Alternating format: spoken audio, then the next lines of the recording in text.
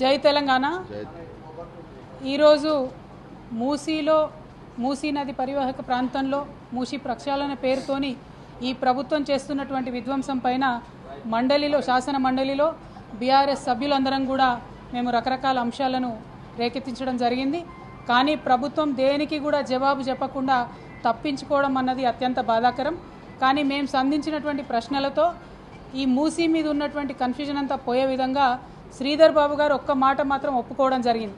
అదేమంటే 4100 కోట్ల రూపాయలతోని ప్రపంచ బ్యాంకులో రుణానికి మేము అప్లై చేసినటువంటి మాట వాస్తవమే అని చెప్పారు. మరి ప్రపంచ బ్యాంకులో రుణానికి పోయినప్పుడు డిపిఆర్ లేకుండా ఎట్లా ఇస్తుంది ప్రపంచ బ్యాంకు అని మేము అడిగిన దానికి మాత్రం ఆయన సమాధానం దాటవేసిండు. ఇవాళ ప్రజలుగా మనందరం ఆలోచించుకోవాలి. ఒక చిన్న బైక్ లోన్కి పోతే కూడా 100 కాగితాలు అడుగుతారు. 4100 కోట్ల రుణాలు ప్రపంచ బ్యాంకు నుంచి అడిగినప్పుడు మరి డిపిఆర్ లేకుండా ప్రపంచ బ్యాంక్ ఇస్తుందా? మరి ప్రభుత్వం ఇవాళ శాసన మండలిలో శాసనసభలో తప్పుడు సమాధానాలు ఇచ్చి సమాజాన్ని తప్పుదోవ పట్టించేటటువంటి ప్రయత్నం చేస్తూ ఉంది. దీన్ని మేము తీవ్రంగా ఖండిస్తూ ఉన్నాం. మీరు ఏదైతే మూసీ నది ప్రక్షాళన కోసం బీఆర్ఎస్ పార్టీ ఎన్నడూ కూడా వ్యతిరేకం కాదు. కానీ ఒక ప్రణాళికాబద్ధంగా స్టేజ్ వైజ్గా ప్రక్షాళన చేయాలని బీఆర్ఎస్ పార్టీ భావించింది.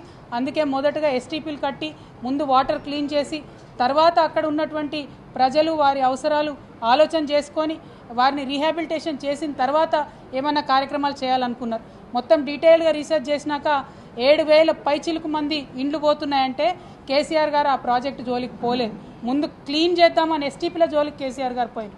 కానీ రేవంత్ రెడ్డి గారి ప్రభుత్వం 7000 మందికి ఎఫెక్ట్ అవుతుంది డైరెక్ట్గా అని తెలిసినా దాదాపు 15,000 పైచిలుకు మందికి ఇప్పటికే మార్కింగ్ చేసినా ఏమాత్రం కనికరం లేకుండా వారికి ప్రత్యామ్నాయ గృహం వసతి కూడా కల్పించకుండా మరి బుల్డోజర్లతోని ప్రజల మీద పడడం అన్నది చాలా దారుణమైన విషయం.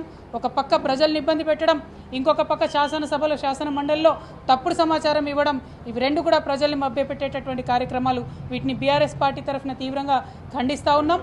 మూసీలో పేద ప్రజలు ఎవరైతే ఉన్నారో వారికి చిన్న ఆస్తి నష్టం కూడా జరిగినా బీఆర్ఎస్ పార్టీ ఊరుకోదు, మీ పక్షాన నిలబడి పోరాటం చేస్తుందని చెప్పి ఈ సందర్భంగా తెలియజేస్తూ